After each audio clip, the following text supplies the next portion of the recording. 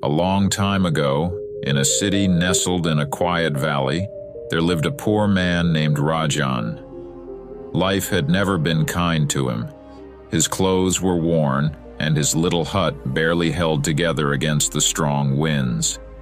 Every day, Rajan would work tirelessly, earning just enough to feed himself, but not enough to break free from the chains of poverty. One bright morning, as Rajan watched the wealthy merchants walk past his shabby home, he couldn't help but mutter, "Why, O Lord, did you make me so poor? Look at these rich people. They play and laugh, enjoying life without a care in the world. They have everything and I have nothing. If only I were wealthy, I would finally be happy. Oh, how I long for that kind of life." Little did Rajan know that his words were heard by a passing Buddhist monk named Bhante Sudakar, who was on his way to teach the townspeople the wisdom of the Buddha. Bhante Sudakar had a serene aura, his head cleanly shaven, and a simple saffron robe draped over his humble form. He paused, turned to Rajan, and asked with a gentle smile, "Why do you seem so troubled, my friend?" Startled, Rajan looked up and poured out his heart. "Oh, revered one, I am trapped in endless misery. I am poor. I have no one who truly cares for me, no comfort, no peace. If only I could be rich, all my problems would vanish. Is there no way for me to be happy?"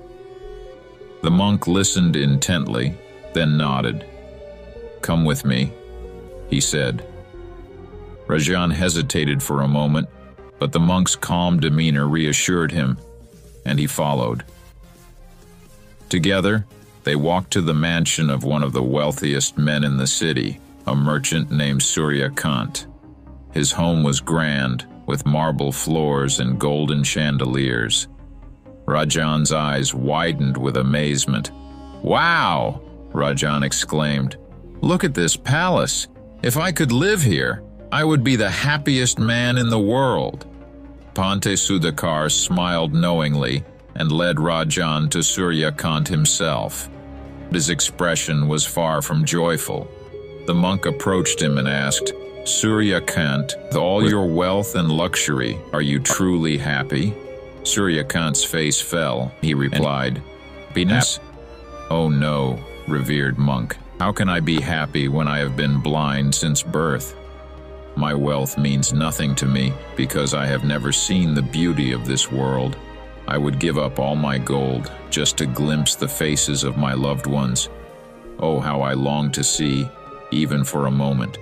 But that wish will never come true." Bhante Sudakar turned to Rajan. "You heard him," he said softly. "Would you trade your eyes for his riches? You would have all this wealth, but you would lose your ability to see. What do you say?" Rajan's mouth went dry. "No. How can I live without my eyes, no matter how rich I become? Please, no. I won't make that trade." The monk nodded. "Very well."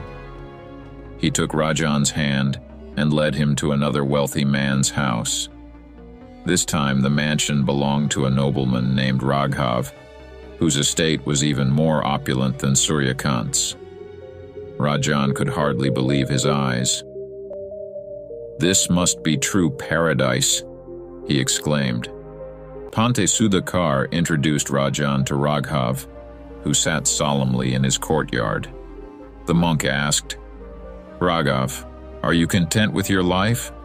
Raghav let out a heavy sigh. "Content? How can I be content when I have no arms?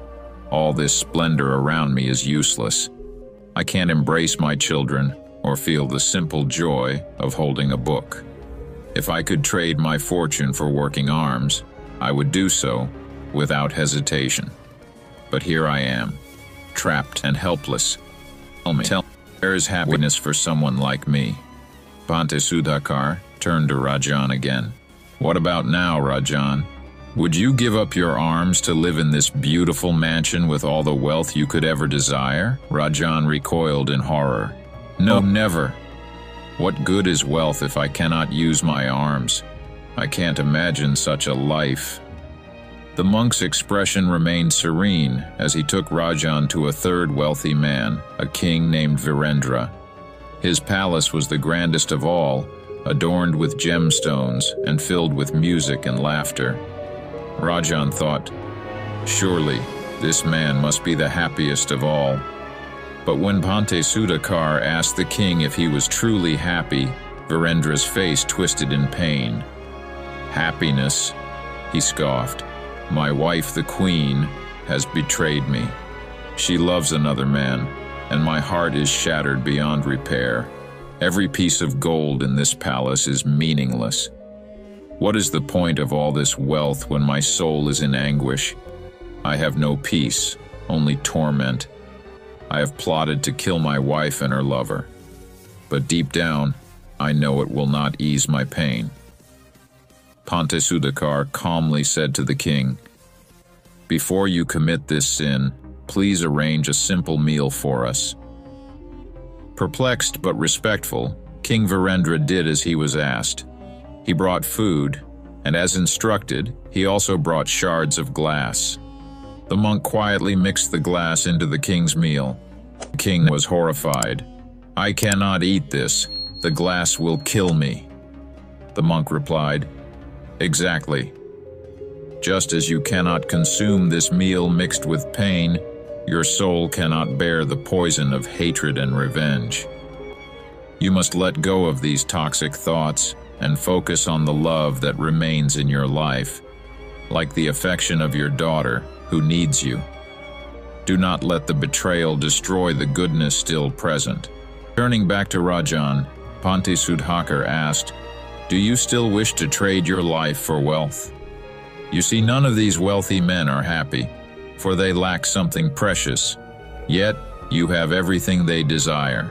Eyes that see, arms that work, and a heart that has not been shattered by betrayal. Rajan, deeply humbled, realized the truth. Revered monk, he said, I have been blind to the blessings I already possess. I will cherish what I have and live in the present, working to improve my future without longing for what is not mine. Sudhakar smiled, his eyes twinkling with wisdom. Indeed, true happiness is not found in riches, but in appreciating the present and nurturing what you have. Work hard, but do not let your desires overshadow the beauty of today. Rajan bowed, his heart filled with newfound gratitude. He no longer chased empty dreams, but worked with contentment, and for the first time in his life, he felt genuinely happy. This story illustrates the profound lesson that happiness is not bound to wealth or material possessions. Instead, it lies in the appreciation of the present moment and the love and health we have. If you enjoyed this story and found its message meaningful, share it with your loved ones to spread the wisdom of Gautama Buddha.